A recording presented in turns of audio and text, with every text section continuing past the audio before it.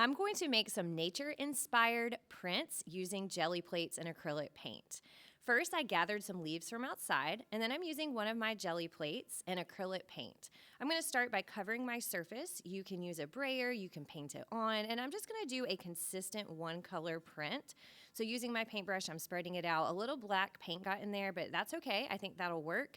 And I'm just using the brayer to smooth things out. I'm going to fill the surface entirely, and you do need to work pretty quick because once the acrylic paint dries, it's not going to transfer with your print. Taking your materials that are organic and natural, I'm using leaves, but you could use feathers. Then I'm going to place a piece of paper on top. I'm using just very thin drawing paper. It's wrinkling up a little bit, but I want to make sure that the print captures all of the details. Then I'm going to make a little hinge on the side so that when I lift my print and I'm just pulling here, you can see that it blocks all of the paint, and so you have this really cool like x-ray effect with your leaves.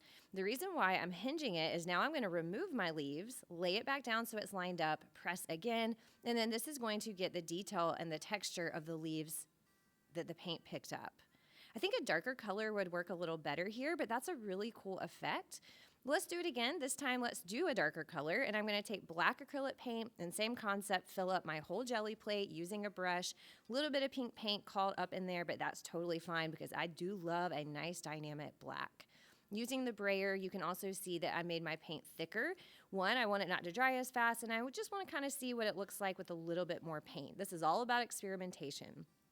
Using some leaves, I'm going to make a composition, arranging them in a way that I think is interesting. And next time I do this, I am going to use a slightly thicker paper. You do want a thin paper so that you get all of your detail, but I felt like this was a little too wrinkly for my taste. Then I'm going to burnish with my hand, speeding things up a little bit here, and you can see that I've captured all of the paint, and this black is just such a fun color. Look how fun that looks. This would be a really great base for a drawing.